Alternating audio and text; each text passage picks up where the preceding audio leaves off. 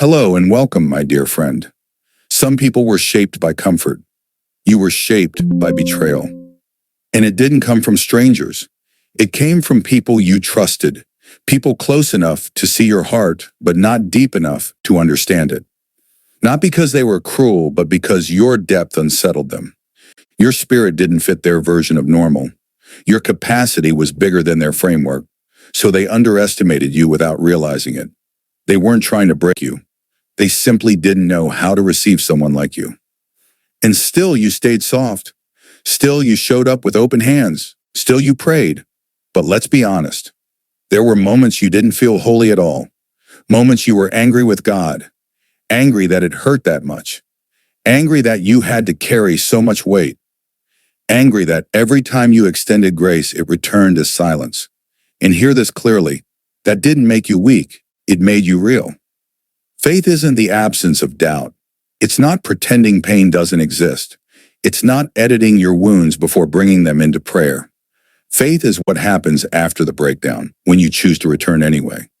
When you come back raw, unfiltered, and say, I don't understand this, but I still want to walk with you. That choice is sacred. You were never meant to carry betrayal like a secret. You were meant to survive it as a sign. Because what tried to destroy you didn't just fail. It backfired. You were forged not into someone bitter, but into someone unshakable. Someone gentle yet grounded. Someone spiritual yet discerning. Someone no longer interested in performing for approval. You see differently now. Not because you're cynical, but because you're aware. And awareness is power. It's why you sense tension in rooms others feel comfortable in. It's why you grow quiet around people who still wear masks. The betrayal didn't weaken you. It built discernment. Not a weapon to harm, but a weapon of peace, clarity, and presence that quietly exposes what's false. You don't need to call it revenge. Call it refinement. Yes, it took longer than you expected. Yes, for a while it didn't look like progress. Your growth was almost invisible, even to you. But becoming doesn't announce itself. It sculpts. It happens in silence, heartbreak, and long nights where you wondered if the promise was forgotten. It wasn't.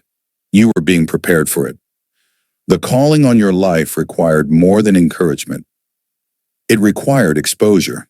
You had to see who was real and who only supported you when it benefited them. You had to walk through spaces that tried to diminish you so you'd never abandon yourself again. And now you carry something powerful. You don't enter rooms loudly. Your presence lingers. It feels familiar to people in a way they can't explain, like recognition without memory. It's not your words that unsettle them.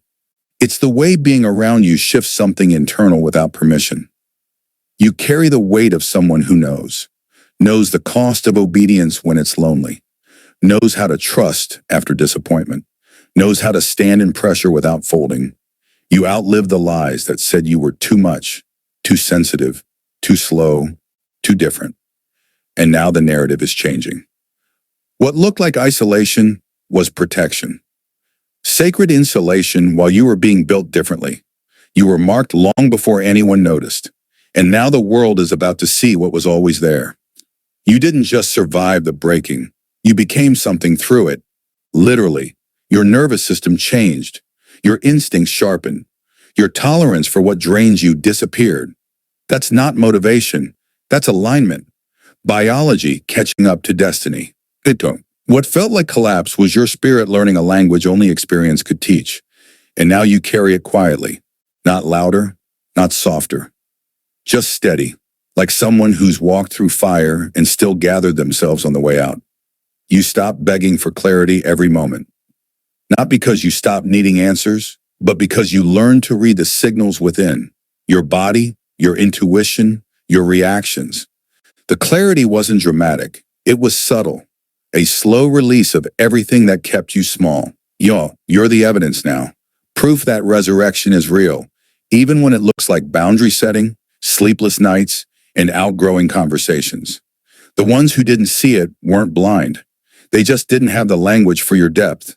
You didn't confuse them because you were incapable. You confused them because you were rare. This isn't about proving anything. It's about walking forward like the promise is already alive, because it is.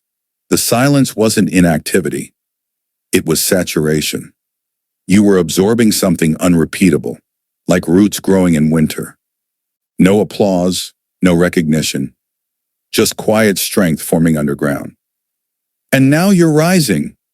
Not gently, this is a breakthrough, the kind that reshapes structures, the kind that sets a new standard. You didn't just heal, you rebuilt the foundation.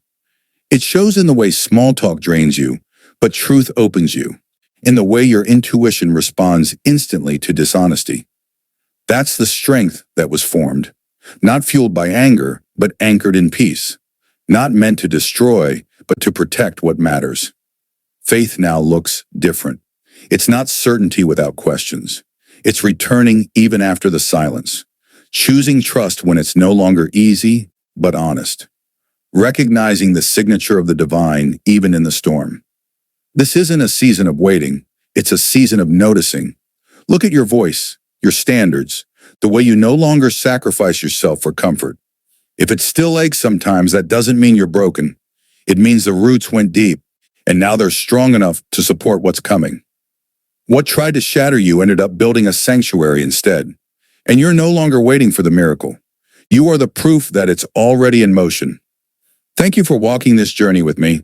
If this message resonated, share it with someone who needs it, and stay connected by subscribing. Choose the next video on your screen that speaks to you, and I'll see you there.